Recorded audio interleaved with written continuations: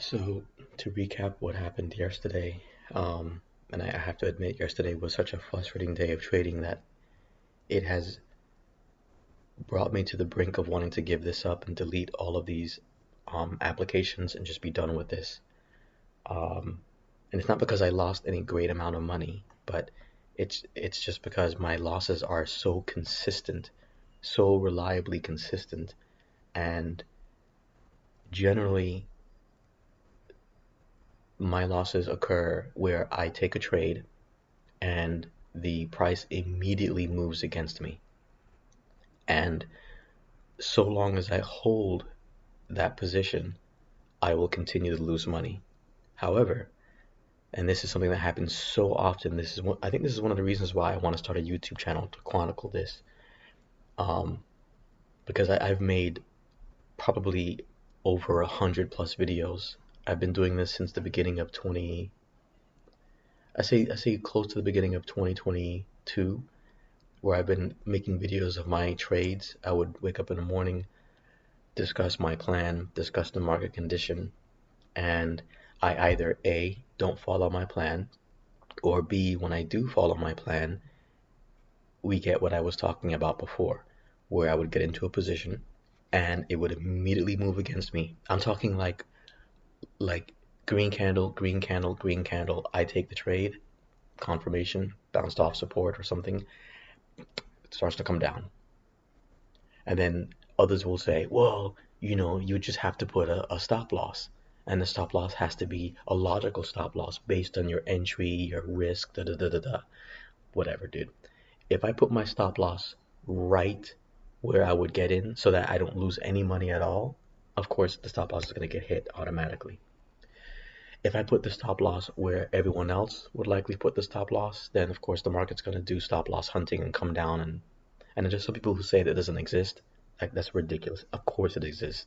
Of course they know that if the price goes down, they can gain liquidity and they can bring it back up. Of course they know they want to shake people out of the market.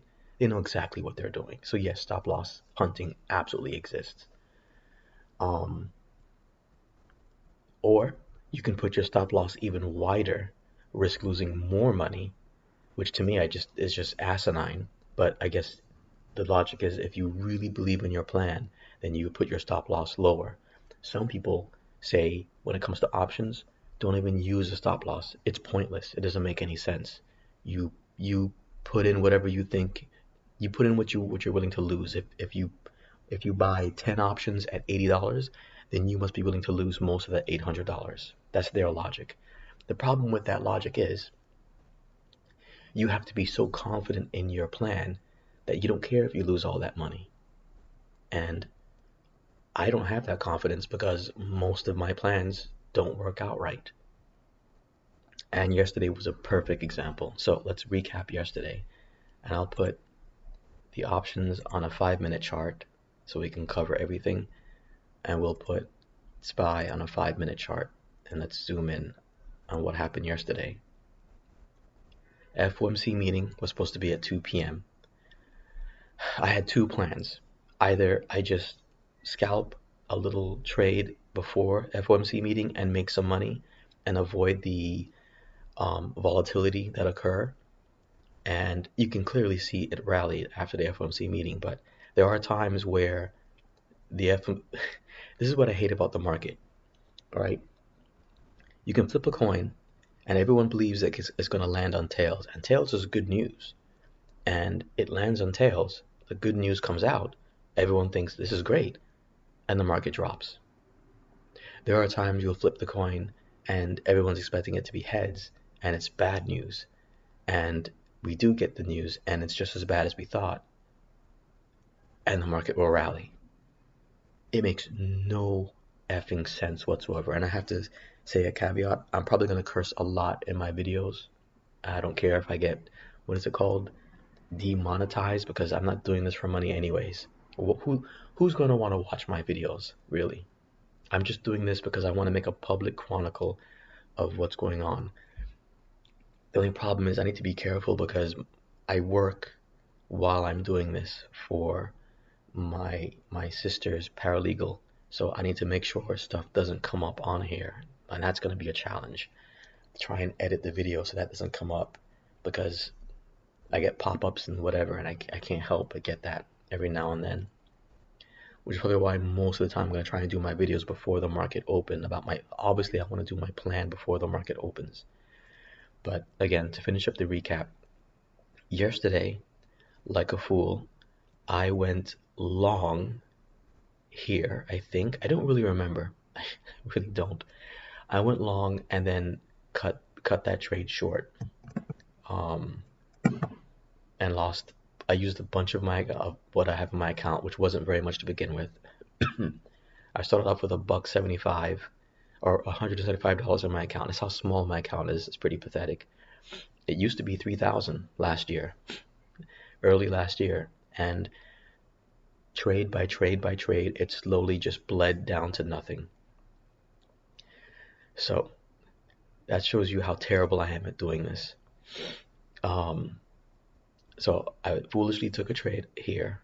I think it was like 111 or something that I got in, and I exited shortly thereafter, and it was like a $10 loss or something like that, using up most of my account. Stupid move. Now I only had like 60 bucks left in my account. So my plan was to see if there was going to be an initial fake spike down, and let's switch to ES really quick. And this is in 5 minutes, yes. So I knew that 4050 was a very important zone. So when the FOMC meeting started, I had planned on getting into this trade at this strike, this call option at this strike. I had hoped to get into it at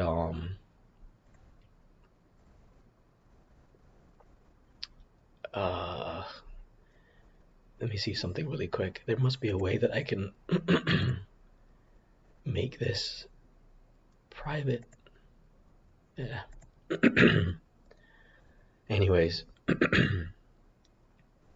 I got in. The thing I really hate, and there really should be no reason for this to be so complicated, and I can't understand why there's no program or conversion or whatever. It just blows my mind why no one's done this. There should be a way where I can put a price on ES, or put a line on ES, and an equivalent line will therefore show up on SPY. SPY is based off of the S&P 500 ES.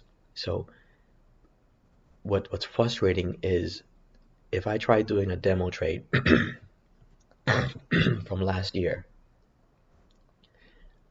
SPY may be off by like, so if ES is at 4,000 and we're talking about last year, let's say January, February of last year, or sometime in the fall, whatever. My point is right now, let's look at this. Right now, ES is at 4158. We just clipped off 4160, okay? Meanwhile, SPY is at 413.5, okay? That's, I don't know, that's like a 40-point difference. So whatever. My point is, I wanted to see if ES would spike down, a fake drop, a fake breakdown.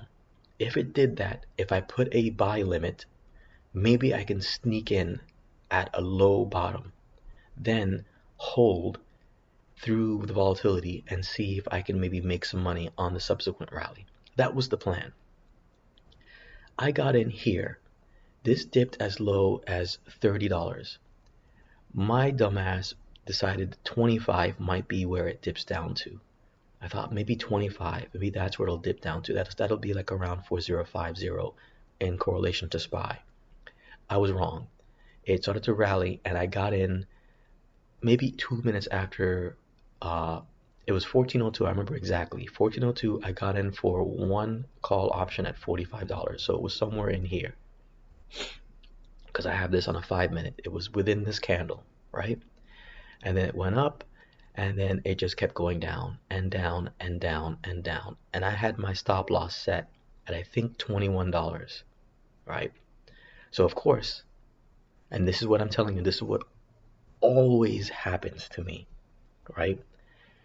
My stop loss gets hit, I take a loss of half my investment, more than half actually, and then rallies. Do you know how frustrating it is to get into the trade and then you're trying to be patient? And for half an hour, I sat there and watched my trade. And what frustrated me is that Adam Mancini had posted something about the FOMC meeting. And Adam Mancini is somebody that I follow. He's very good. The only problem with using his plan for me is he is a futures trader and he uses ES specifically and only. So I have to try and take his strategy and his levels and translate it into benefiting me using SPY. And that's what I was saying earlier. It's challenging to do that. Also, I tend to use options that expire on the day of expiration, whatever it's called, EOTDA or ED, whatever, on the day of expiration. And what happens is when there's chop, theta decay eats away at the premium, so you just lose money as time goes by unless the price starts to move in your direction. Which is why I've come to the conclusion that my trades have like a 20% win. No, that's not even. Well, how do I put this? If you take an options trade, the only way you can make money is if it goes up or down, depending on whether you buy a call or a put. It needs to move in your direction. If it moves sideways, you lose money. If it moves down, you lose money. So there's three ways it can go: up, to the side, or down. And depending on which call or whether you buy a call or a put, there's a 30% chance, technically speaking, 33% chance that you're going to lose money. I mean, actually, no. There's a 33% chance that you can make money, supposedly, as long as it goes in your direction. I wish it was that simple, but it's not. So I have trouble translating his strategy to work for me with SPY. But like I said, I got in here. My stop loss kicked in here, and it just rallied from here. It occurred to me that I could try a further outstrike and hope for a pullback to get in, but I was so distraught, so angry, so furious that I just couldn't do it. And like I said, I was ready to just give this up. I was really truly. I actually put my mouse over the application Thinkorswim, and I was ready to delete the entire app and just cash out whatever little bit of money I have and just put it in my account and be done with this. Because to be honest, and this is the name of my email, is Blade something. I hate day trading. I forget whatever it is. I just made it up yesterday so I can create this channel. I would say on a 50-70% level, I hate this. I hate this. The only parts about this I enjoy, aside from obviously making money, which rarely ever happens for me, is the analysis part, trying to find the pattern in the chaos. But for me, and I don't care what these experts say, much of this is luck. It's luck. Yes, you can make an analysis and you can say, yes, 4050 is support. We have a trend line support here. If it breaks down here, then we'll take the trade, right? But that's what I did. I took the trade. Now you have to ask yourself the next questions. How long will I hold it? Where is my stop loss going to be? How much am I willing to lose? How much am I willing to risk? Where's my sell going to be? And I had it planned. I was going to sell somewhere in here in this zone at 105. That was the plan. It wasn't going to be much. Got in at 45, sell at 105, make 60 bucks. Not much, not really. If I hadn't made the stupid mistake of trading earlier in the day and stuck with plan B, which was to trade after the FOMC meeting, I probably could have gotten in a couple options. Or I could have said, you know what, I'm gonna really stick with my plan, and if it comes down, instead of selling my original option at 45, I'm gonna double down and buy another option at 30 or 25, whatever. Then if it gets to 105, I'll sell one option and then hold the other and see how high that goes. But the sad reality is, if I had held my original 45 till close to um, Adam Mancini's final target, which I think was 4160, then I would have made $300 yesterday.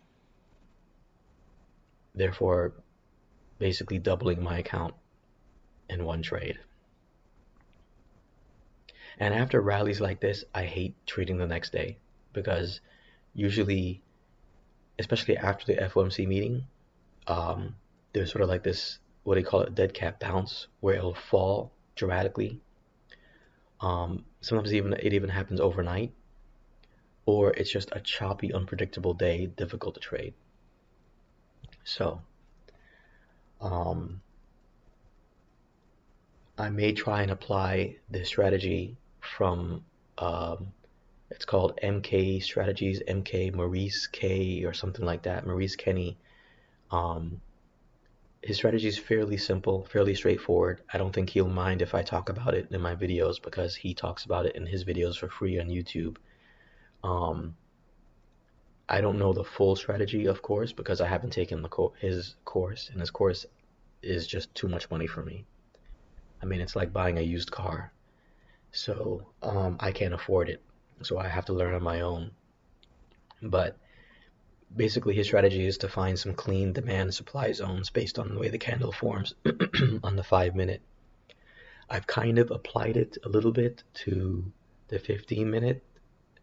Speaking of which, I'm going to just do something. Let me go back to, hold on. I might move this up a little bit. 4155, no, because this is going to be support now. It's going to be between 4155. I'm just going to do this. We're going to move it up to here. And then between here and there, 4155, 4150 to 4155 should be the current support, since we're now hovering around 4160. But again, I don't know what's going to happen, if this is going to continue rallying some more or what. To be honest, I don't know. Let's switch back to SPY. I should maximize this really quick. God, it won't let me maximize. Man. Here we go. Oh, what a mess. Hold on. This one I'll keep.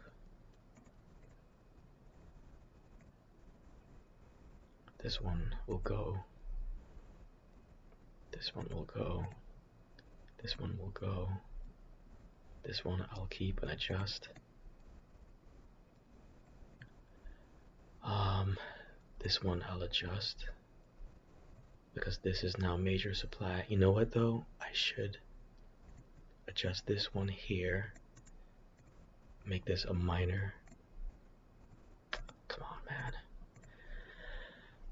And this is going to be the major.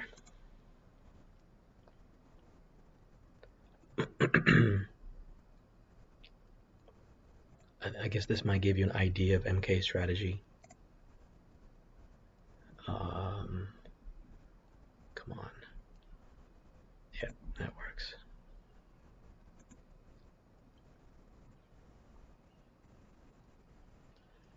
All right, so the rally basically started here. I believe if bulls want to keep the last ditch spot that this should fall for bulls should be 4020 on ES, so like around 400, so it's further down here. So bulls have room to drop even further below here if they need to. This was the major supply yesterday, but no longer, so remove rectangle. Oh my god, dude. Remove the rectangle. I don't know how it made it duplicated. I'm just gonna remove the whole thing. Remove. It's just too much of a mess. But some of these are important supports. I think this is one of them. Again, I'm trying to guess where the lines would relate to in accordance to ES. And I'm so sick of having to do this. I cannot believe there's not an algorithm that will just automatically correlate the lines you put, the levels you put on ES to levels on SPY.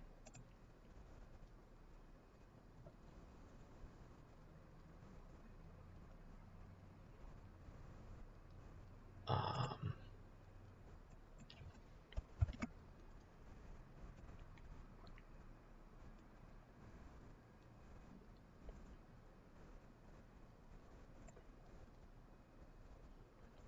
I don't know. 4115 is a major support. 4120. I don't know where that would correlate here. I really don't know. So what I do sometimes is um, let's take it out to a week. I know, just a big mess.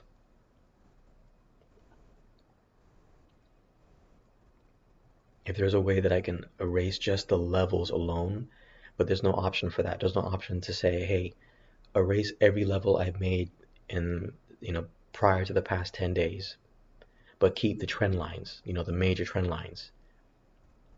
I wonder if there's a way I can say lock this thing, don't erase this, but I don't see anything like that here.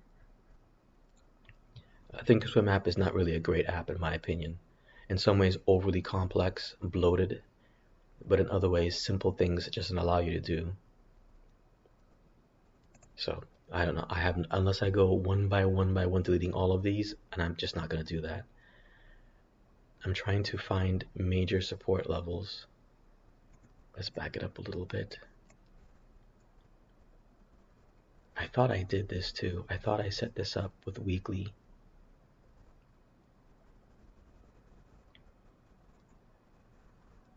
I have a yesterday high of day way up here. I didn't. When? Oh my god. Okay. Although that is a level I should probably put on here.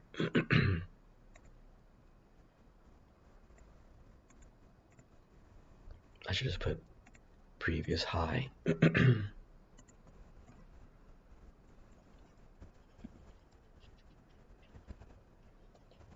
Okay, it won't let me edit. Fine. I can't deal with this app, dude.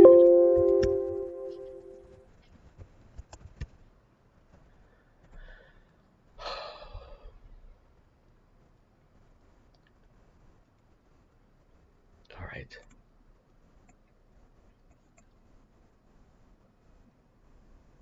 I believe this is gonna, between here and here is gonna be the next move. But my god, dude. I don't know where all of these levels. Oh, I know. Because I've been doing a lot of demo trading, and these are levels that it's gotten to. Has it really gotten that low? I'm only in January or February. Hold on. My god, dude. I've been trading. I haven't even, yeah, I've gotten to February. So yeah, these are the lines I've been creating for February for my demo trading. Man, I gotta get rid of all of those lines, man. Can't do that right now. So I don't know where the next target is, really. I don't know. I'm just gonna play it by ear at this point. Let's try looking at a daily.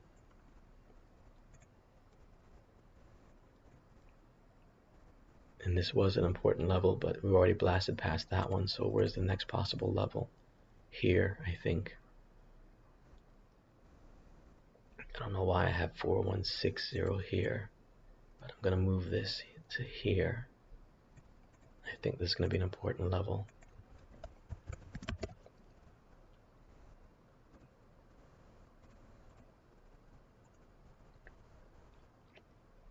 This one is also,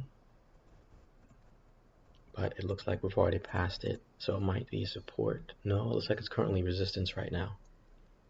And this, of course, is the January 2022 January low bear trend line that has been keeping the market down all of 2022. Look at the volume here from yesterday.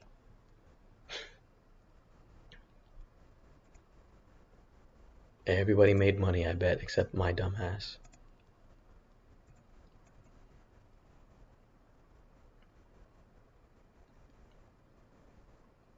All right. I don't know. My brain's worn out now. So yeah, so I wish I can say a plan, a definitive plan. I don't have one. I don't. After a rally like this, I really don't know. And again, this is why I hate trading. For all I know, the bell can ring at 9:30, and this thing's just going to continue rallying since we spent most of the night building a base. Of course, what irritates me too is when you talk to experienced traders, they always contradict each other. Some will say use a mental stop loss. Some will say you have to put an actual stop loss because you risk losing money. Others would say don't even bother with a stop loss with options because it's just not even worth it. MK strategy says you don't trade the first hour. You wait for the first hour and let the market do what it's going to do. And then after that, you draw your levels and then take your trade based on that. Some say that the overnight action really is irrelevant. It doesn't matter. It's the volume is so low, you really shouldn't base your plan based on that, on what happens pre-market, after-market, whatever. Others would say, like Adam Mancini, he would say, hey, we've been basing all night long. So that's a good indicator that, we are building up energy to go longer. We're creating a bull flag. So I don't know. The bell could ring and this thing could continue rallying for all I know.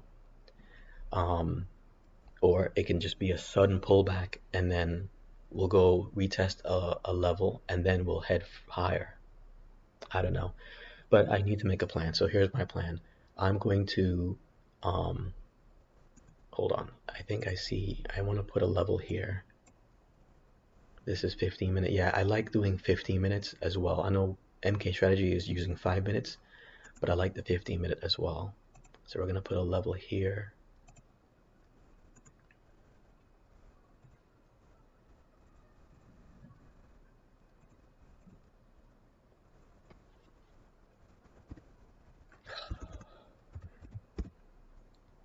I'm on a laptop, by the way.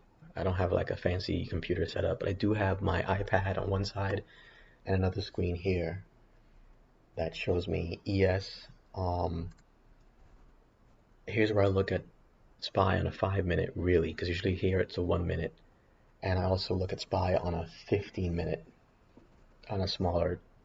I have my screen divided into 3 charts. One of them is ES on the 1 hour, usually, just so I can get a bigger view of what's going on with ES. And yeah, overnight it looks like we created a bull flag, but now we're rallying just before the market opens. Which means if you took a trade yesterday and you did it with a swing, you did it with today's strike, Thursday or Friday, and you held it, you're going to make more money.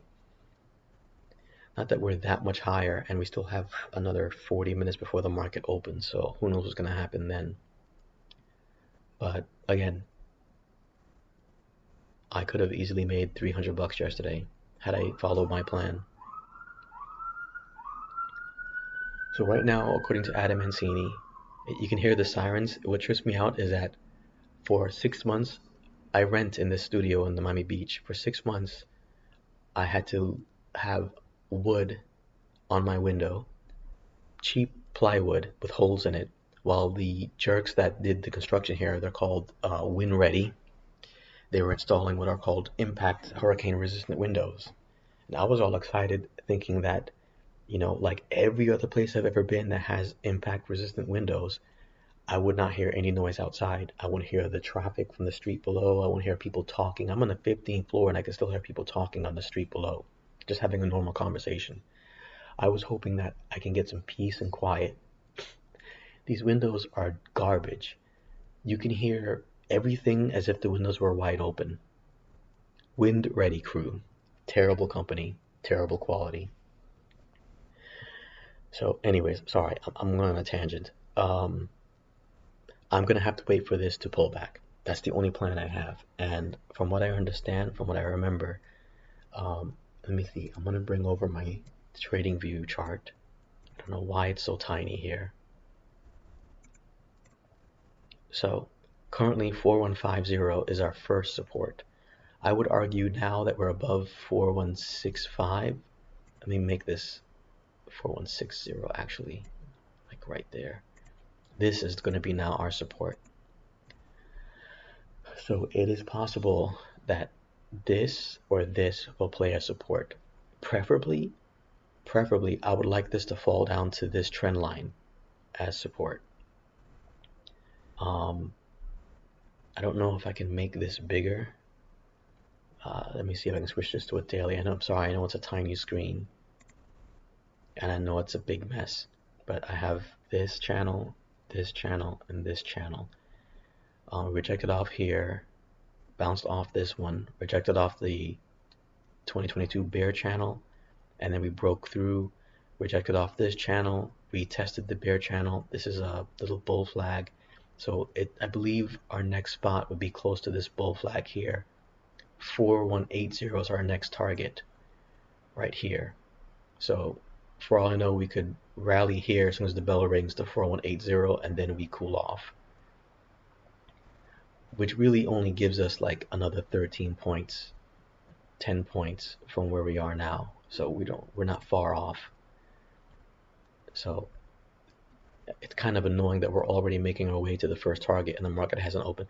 Speaking of which, this is something else that infuriates me about trading SPY. I wish I was a futures trader, but I don't know anything about how futures works. But it irritates me when the S&P starts rallying before 9:30, because with Thinkorswim I can't trade before 9:30. So sometimes I lose most of the move.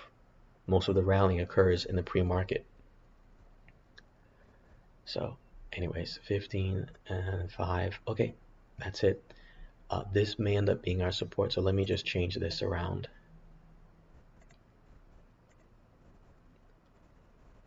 I didn't change anything for SPY on TradingView.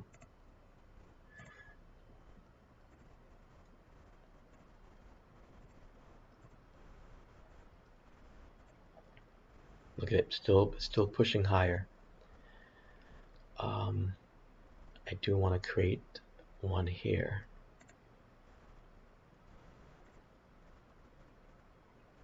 Let's do here. Okay. All right, and so I have this on my iPad, which I need to put a plug in that one. So yeah, that's my plan. Sorry, this is a very long video, and these videos are going to be long. We're just going to have to hope that this pulls back. If the bell rings and it rallies without me, it rallies without me. What can I do? Oh, speaking of which, I should, of course, choose the option. I actually learned this little trick from MK. It used to be that I would go into trade, copy and paste the strikes I would want onto the notepad, and then copy and paste a note. Oh my, it was such a hassle. And thankfully, I learned this little cool trick from MK. All right, so obviously these values are going to be more when the bell rings, because we're higher than where we are when we closed by almost 5 points. So if 4080 is the target for ES, I need to take away like take off the last number, so make it 408 instead of 4080, and then I think I subtract like 3540. So take away 4 points. So instead of 4080 on SPY, it would be oh my god, dude, I'm trying to think. Well, hold on, wait a minute. It's not 40, I'm sorry, it's 4180. So 418 minus 4, so 414, which is where we are now. Because again, we're only 10 points away from 4080. So let's try 416. I know it's further out.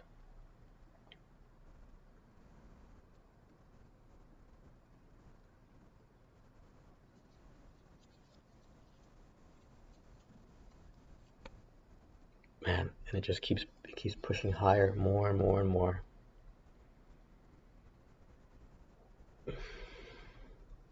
And the thing about being a futures trader is from what I understand, your options expire like a month out or something like that.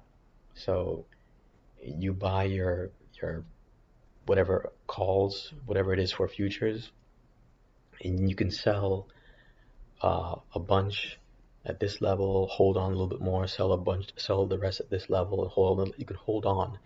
But with SPY options, even if I bought an option a week out, theta decay kicks in so bad that if it doesn't keep moving in the direction you want, you're just going to lose money. Which is why I kind of can't stand using options. The only advantage with using options is that you can you can see right here, $10 became almost $90 here. So you can spend, a couple $100 and make almost $2,000 in less than an hour. Of course, you can also spend a couple $100, and if this falls, you can lose that entire couple $100.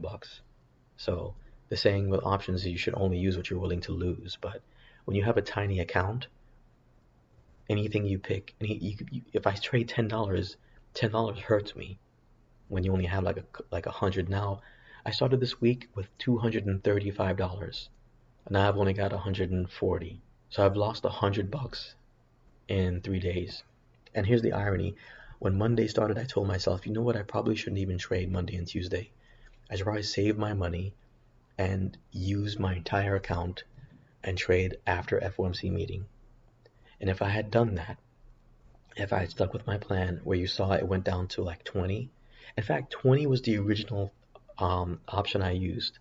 I had it at 25 when it first spiked down, but I missed out. And I was punching myself thinking I should have chose 30 or 35. But my estimate was if it gets down to 4050, that should equate to about $20 on SPY, on my SPY call. And I was right. If I was stubborn and just kept my buy limit at like say $20 and I bought, let's say, 5 options, you know what? I would have enough money in my account to buy 10 options. And I said, you know what? Screw this. I'm going to stick with my plan. I'm going to let this spike down to 4050. Maybe it'll spike down a little bit more, and it did. It spiked down to 4047, I think the lowest on ES yesterday. And I would get my order filled. I would be in 10 positions at $20, and I would sell half at the first level. Or you know what? I probably would have been stubborn and held it all till the end. And I would have made over $3,000, which would be great to get back the money I've lost over the past year in one trade. But no, I traded on Monday, lost some money, traded on Tuesday, lost some money, traded yesterday, lost some more money, and all that money adds up to $100. So that's what I lost. All right, well, we got 30 minutes left till the market opens, so I'll be back later.